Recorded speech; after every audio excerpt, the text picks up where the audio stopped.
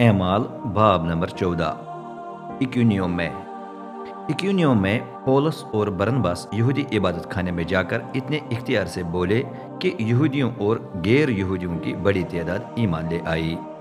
लेकिन जिन यहूदियों ने ईमान लाने से इनकार किया, उन्होंने गैर यहूदियों को उकसाकर भाइयों के बारे में उनके ख्यालात खराब कर दिए। तो भी रसूल काफ़ी देर तक वहाँ ठहरे। उन्होंने दिलेरी से खुदावंद के बारे में तालीम दी और खुदावंद ने अपने फजल के पैगाम की तस्दीक की।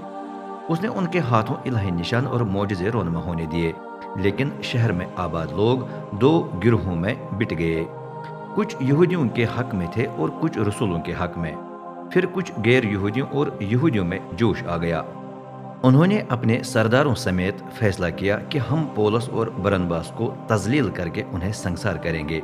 लेकिन जब रसूलों को पता चला तो वो हिजरत करके लकाविनिया के शहरों लस्तरा, दरबे और इर्द गिर्द के इलाके में खुदा की खुशखबरी सुनाते रहे। लस्तरा और दरबे। लस्तरा में पौलुस और बरनबास की मुलाकात एक आदमी से हुई जिसके पाँव में ताकत नहीं थी। वो पैदाइश ही से लंगड़ा था और कभी भी चल फिर न सका था। वो वहाँ बैठा उनकी बातें सुन रहा था कि पौलुस ने गौर से उसकी तरफ देखा। उसने जान लिया कि उस आदमी में रिहाई पाने के लायक ईमान है, इसलिए वो ऊंची आवाज से बोला, अपने पाँवों पर खड़े हो जाएं। वो उछल कर खड़ा हुआ और चलने फिरने लगा। पौलुस का ये काम देखकर हुजूम अपनी मकामी जबान में चिल्ला उठा, इन आदमियों की शक्ल में देवता हमारे पास उतर आए हैं। उन्होंने बरनबास को यूनानी देवता जेउस करार दिया और पौलुस को देवता हेरमेस, क्योंकि कलाम सुनाने की खिदमत ज्यादातर वो अंजाम देता था। इस पर शहर से बाहर वाक़ा जेउस के मंदिर का पुजारी शहर के दरवाजे पर बेल और फूलों के बार ले आया और हुजूम के साथ कुर्बानियां चढ़ाने की तैयारियां करने लगा।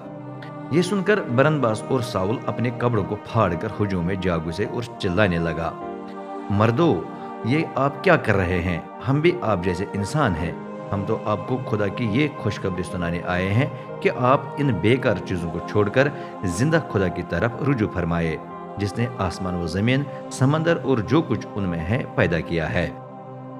माज़ी में उसने तमाम गैर यहूदी कौमों को खुला छोड़ दिया था कि वो अपने अपने राह पर चलें। तो भी उसने ऐसी चीज़ें आपके पास रहने दी हैं जो उसकी गवाही देती हैं।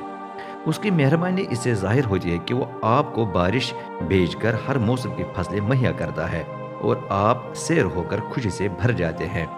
इन अल्फाज के बावजूद पौलुस और बरनबास ने बड़ी मुश्किल से हुजूम को उन्हें कुर्बानियां चढ़ाने से रोका। फिर कुछ यहूदी पसदिया के इंताकिया और इकुनियम से वहां आए और हुजूम को अपनी तरफ माइल किया। उन्होंने पौलुस को संसार किया और शहर से बाहर घसीट कर लिए गए। उनका ख्याल था कि वो मर गया है, लेकिन जब शागिर्द उसके गिर्द जमा हुए तो वो उठकर शहर की तरफ वापस चल पड़ा। अगले दिन वो बरनबास समेत दरबे चला गया। शाम के इंताकिया में वापसी। दरबे में उन्होंने खुदा की खुशखबरी सुनाकर बहुत से शागिर्द बनाए। फिर वो मुड़कर लस्तरा, इकुनियम और पसदिया के इंताकिया वापस आए। हर जगह उन्होंने शागिर्दों के दिल मजबूत करके उनकी हौसला अफजाई की कि वो ईमान में साबित कदम रहें।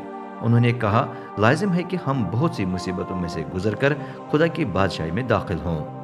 पौलुस और बरनबास ने हर जमात में बुजुर्ग भी मुकर्रर किए। उन्होंने रोजे रखकर दुआ की और उन्हें उस खुदावंद के सुपुर्द किया जिस पर वो ईमान लाए थे। यूं पसदिया के इलाके में से सफर करते करते वो पंफेलिया पहुंचे। उन्होंने परगा में कलाम मुकद्दस सुनाया और फिर उतरकर अतलिया पहुंचे। वहां से वो जहाज में बैठकर शाम के शहर इंताकिया के लिए रवाना हुए, उस शहर के लिए जहां ईमानदारों ने उन्हें इस तबलीगी सफर के लिए खुदा के फजल के सुपुर्द किया था। वो उन्होंने अपनी इस खिदमत को पूरा किया।